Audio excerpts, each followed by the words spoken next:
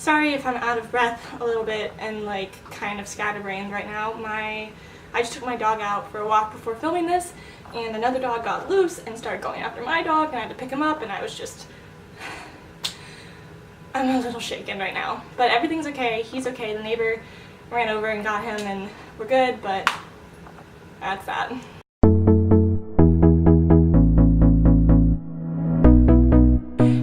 So today I just wanted to sit down and talk to you guys a little bit more about my experience being in a sorority. I know this is kind of like a high demand thing on YouTube, and there's tons and tons of videos out there about sororities, but there still continues to be such a huge misconception about what it means to be in a sorority and what it's like to be in a sorority, and they're still seeing the way that they're portrayed in movies, which is never really a positive thing. My experience with joining a sorority is actually a bit different than the typical experience because I was actually a founding member of my chapter, and I can explain more about what that means, but that means I didn't go through formal recruitment. Some of my friends who also were founding members did. It's kind of complex, but we'll just start from the very beginning of what is a sorority. A sorority is a group of young women. You're an active member during your college years and then an alumni after you graduate. And it tends to be women who are kind of brought together by similar ideals and similar values. And in it, you get a bunch of sisterhood where you have just as many girls as there are in your chapter as basically like your family while you're in college. So you get a lot out of the sisterhood value, and then there's also a social aspect where there are like mixers with other sororities and philanthropies and date nights and things like that, and then there's philanthropy element, so there's a lot of different aspects that I can dive more into. So as I said, my experience joining a sorority is a bit atypical, and because of that I'm not going to go spend a lot of time talking about it because it's kind of an unlikely thing, but it may come across that like this happens where you can have this opportunity, and it's a really great opportunity. So like I said, I am a founding member of my sorority. A lot of people think that means I created a sorority. That's not what it means. So I am a member of Delta Phi Epsilon, which is an international sorority. There's like a bunch of chapters all over the US and a chapter in Canada. And so Delta Phi Epsilon, which we call D-Phi-E, decided they wanted to make a chapter at my school, University of Georgia. And so they had representatives come down and do a recruitment process, and we all joined through that. And then we had about a semester-long period known as our colonization process, where we got to know each other, kind of figured out who we wanted to be as a chapter, and wrote our bylaws, which is basically the governing document of our sorority. What really drew me to my sorority in the beginning, I actually didn't go through formal recruitment, which is the big recruitment process for all chapters on a campus. I didn't think I wanted to join a sorority. I didn't think it was something that I didn't think it was a place that I would really fit in and find my home, so I didn't go through formal recruitment. At the same time, the girl who lived across the hall from me, who I'd basically only known for like 3 weeks since we lived across the hall from each other, she went through formal recruitment, didn't really find her place, dropped out of formal recruitment, and ended up going through the recruitment process with D-Phi-E. She is still one of my best friends to this day. We've lived together for the past year. She's actually the president of my chapter right now. It's great. She joined, and the way she talked about the sorority and the people in the sorority is what really drew me to it, because she was like, I joined for the values, the people share the same values as I do, and that's what got me to join D-Phi-E. I am going into my last year as a member of D-Phi-E because I am graduating in May. I'm actually graduating a year early, so I will have only been at college for 3 years, which is bittersweet because I'm glad to be getting out of college and into other things, but I'm sad to be leaving people, especially my sorority and my chapter. Joining D-Phi-E was honestly the best decision of my college career this far. It has become my support system. My sisters are some of my favorite people in the world. I am constantly driven and inspired by them and who they are. So the aspect that everyone knows about sororities is the party scene and the social scene, and that's what's so glamorized in media and TV, and that is a part of the experience. It is something that we do. We have date nights, we have socials with fraternities, we have socials with sororities, we do social things. It's called a social sorority technically. And so yeah, we socialize, but socializing is not a bad thing. A, we're in college, so does everyone else. And B, it gives you an opportunity to meet people, and I think a big fear a lot of people have going in college is how am I going to meet anyone? I'm not going to make any friends. Like, I don't know anyone, especially if you're coming in not really knowing a lot of people, which happens a lot. And so sororities are a good way to seriously expand your horizons and meet new people. Beyond that, every sorority has a philanthropy that they support. My sorority has 3 philanthropies. The first is the National Association of Anorexia Nervosa and Associated Disorders, which for me is personally near and dear to my heart because it's something that affects people my age, and it's just people I know and people that are surrounded, like I'm surrounded by, and so it's kind of touches me in that way. And then we also, one of our philanthropies is the Cystic Fibrosis Foundation, and we also have the Delta Phi Epsilon Educational Foundation. So I'm not going to give a whole spiel about what all those are because I'm not trying to recruit you.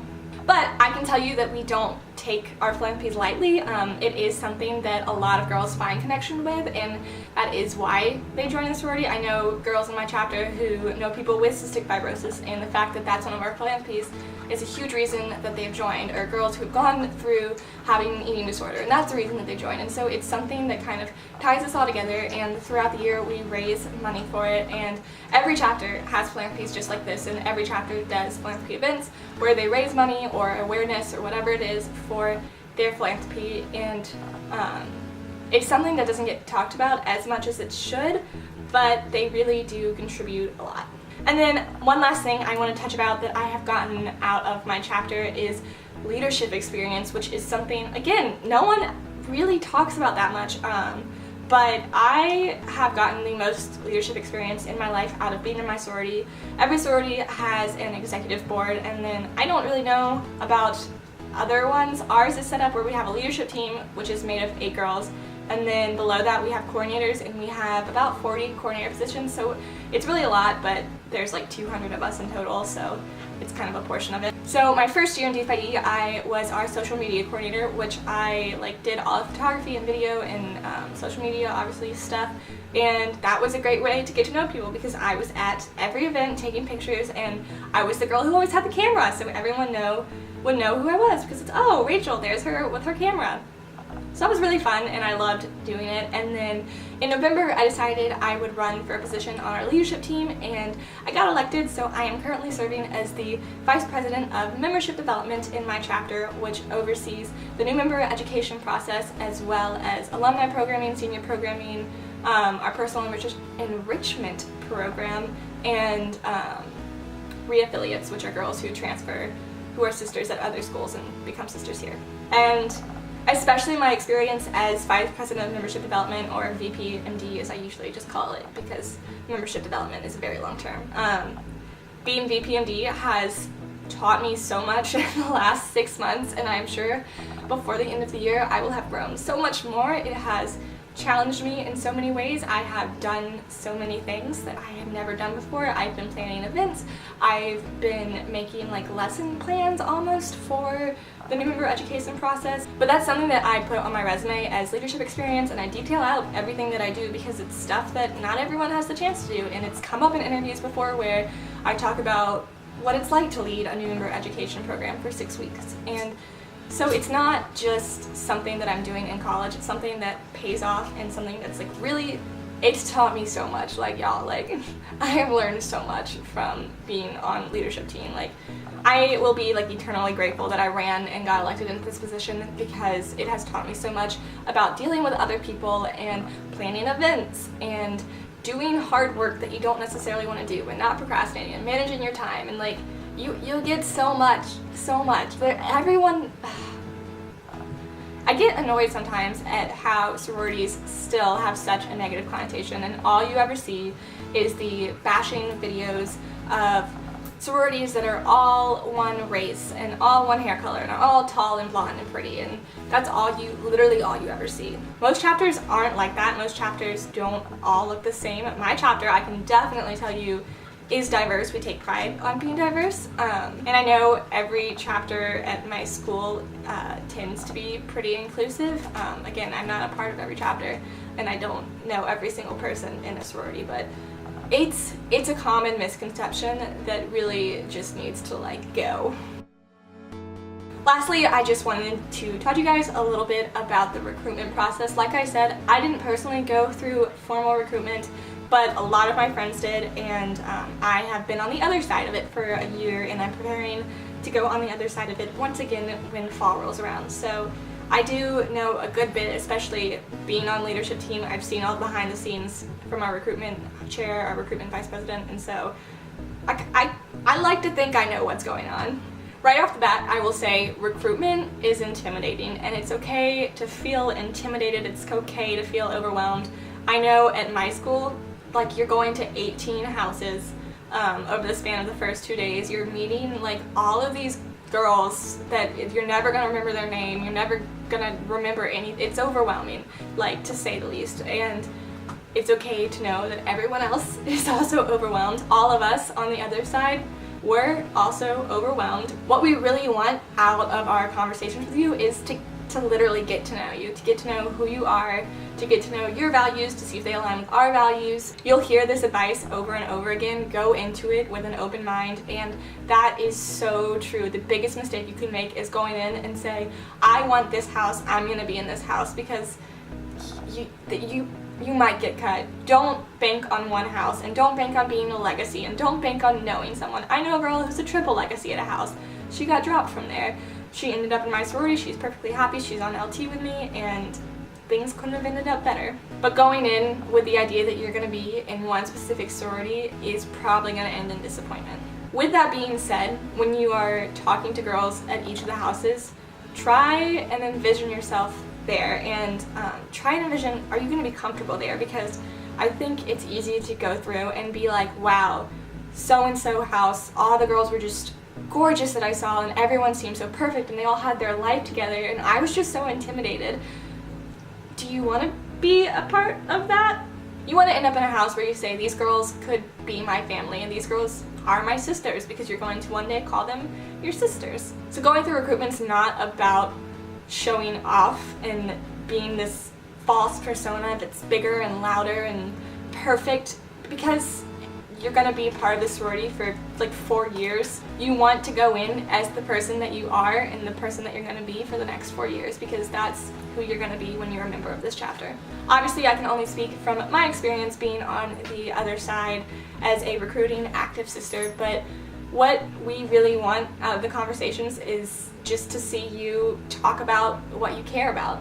That's like literally the biggest thing. If it's your family that's the most important thing to you, talk about your family. If it's surfing, talk about surfing. If it's traveling, talk about traveling, because I think this is like a general thing in all life conversation. You talk about best what you care about, and so think about what you care about and be ready to talk about that. I know for me, one of my questions that I a lot of times ask when I was recruiting like PNMs is like, what are you passionate about? Like, I will straight up ask, and some girls have like causes that they're passionate about, or sports, or their major, or something, or anything. That's what I want to hear you talk about. I want to see your eyes light up when you talk about your younger sister and how you just want to be the best role model for her, or when you talk about how this summer you lived your life dream and traveled to Australia. Those are the kinds of conversations I would like to have with girls, not just, oh, what's your major? What's your favorite show on Netflix? What's this? Because,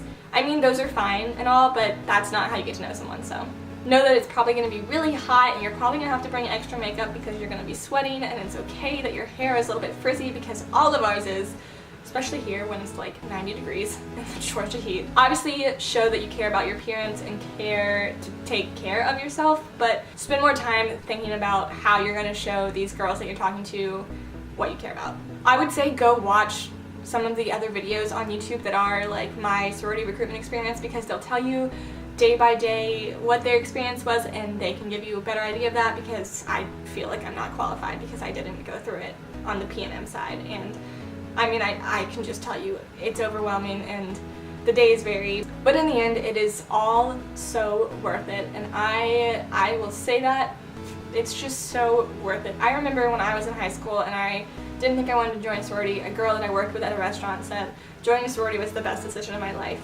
And I was like a little skeptic. I was like, okay, I have my doubts, and she just would talk about how the girls became her family, and I was like, okay, that's like fine, but like not me. And then I came to college, and lo and behold, here I am. I am that girl preaching that these girls literally are my family. They're the people that I turn to when I am like falling apart. They're so important to me. And I hope that you can genuinely see that. I know this has been a long talkative video. And with that, I will stop rambling now. Thank you for listening all this time. Feel free to comment questions down below. If I end up with a ton of questions, maybe I will make a second video answering them. But yeah, let me know if you are like freaking out about anything or concerned, or you're like, I don't know what to do, because it's okay. It's gonna be okay, alright? That's it. I'm gonna go now. I will see you guys next time. Bye!